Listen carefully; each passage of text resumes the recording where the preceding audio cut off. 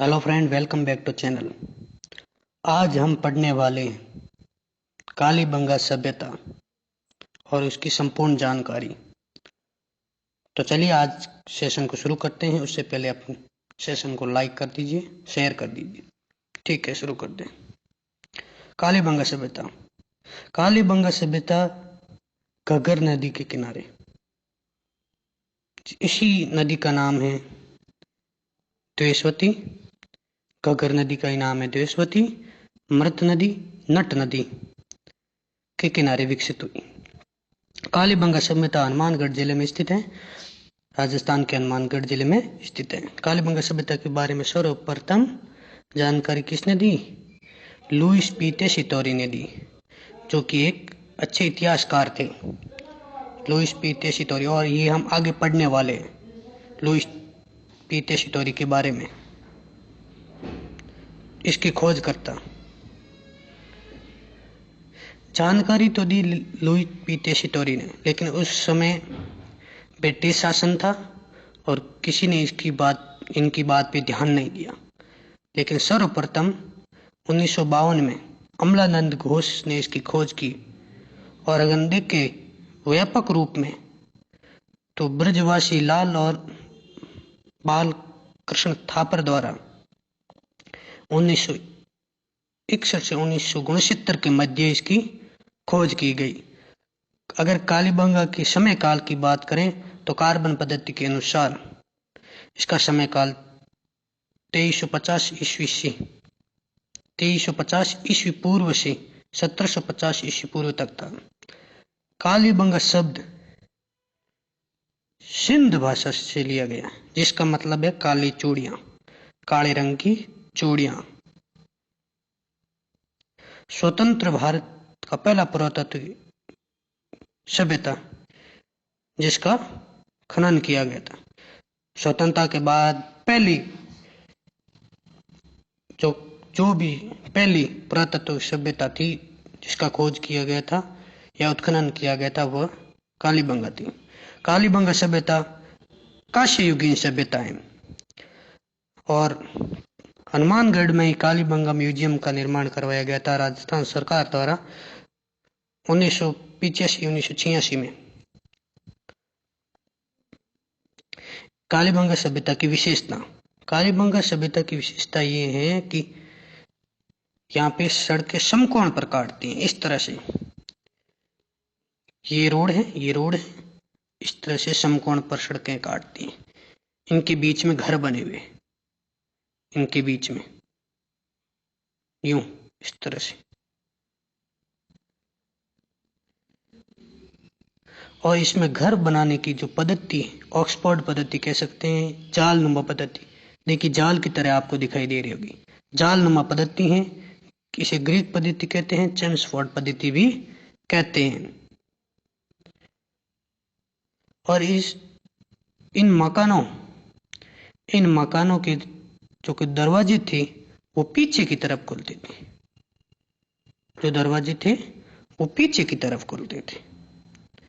मकान कच्ची ईंटों से निर्मित मिले। पहले इसकी खुदाई कई चरणों में हुई, जिसमें खुदाई स्टार्टिंग में कच्ची ईंटों के मिले, बाद में पक्की ईंटों के भी मिले।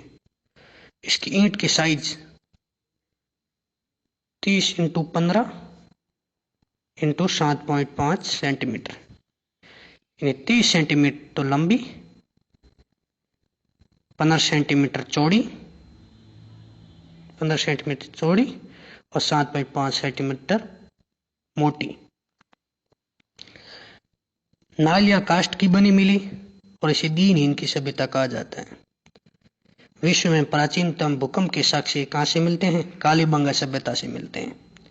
और एक साथ 2 फसलों के बोने के प्रमाण भी कहाँ मिलते हैं? कालीबंगा में मिलते हैं।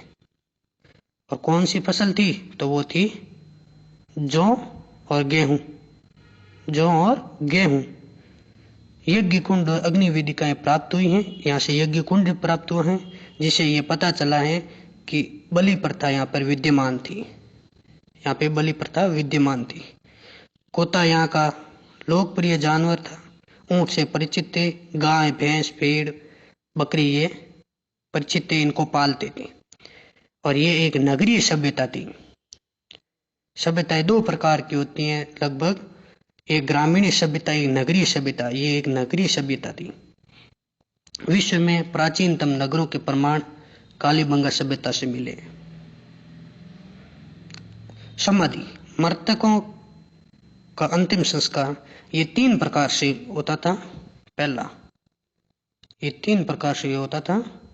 एक तो इस तरह से जमीन के अंदर गड्ढा बना लिया जाता, अंडाकार, और उसमें लाश को दफनाया जाता था। पैर दक्षिण की तरफ और सर उत्तर की तरफ। दूसरी विधि में इसी तरह से अंडाकार गड्ढा बना दिया जाता और उसमें उस व्यक्ति को समेट कर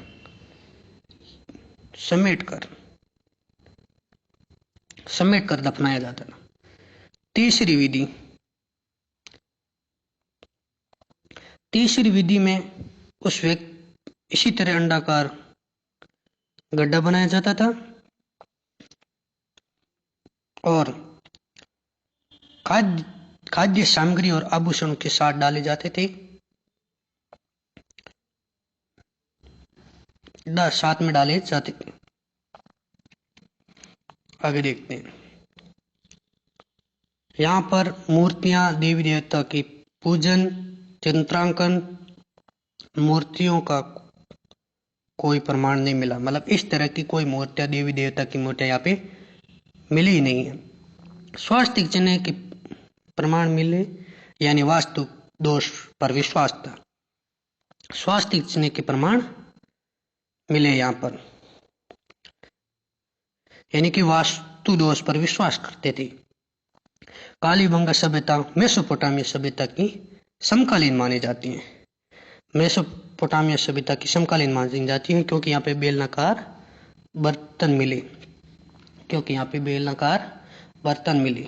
और मेसोपोटामिया की सभ्यता कहाँ विकसित है? तो ये ईरान और इराक में है, और दजला और फेरात नदी के किनारे। मेसोपोटामिया की सभ्यता कहाँ है? दजला और फेरात नदी के किनारे, ईरान और इराक में है। और शल्य चिकित्सा का प्राचीनतम प्रमाण मिला है। यहाँ पर एक खोपड़ी मिली है, यानी एक कपाल मिला है, और उस कपाल पर 6 छेद मिले। 6 प्रकार के मिले। यानी इससे ये पता चलता है कि शल्य चिकित्सा में कालीबंगा सभ्यता के लोग निपुण थे। यहाँ मात्र सत्तात्मक परिवार माना जाता है क्योंकि यहाँ पर एक सिक्का मिला है।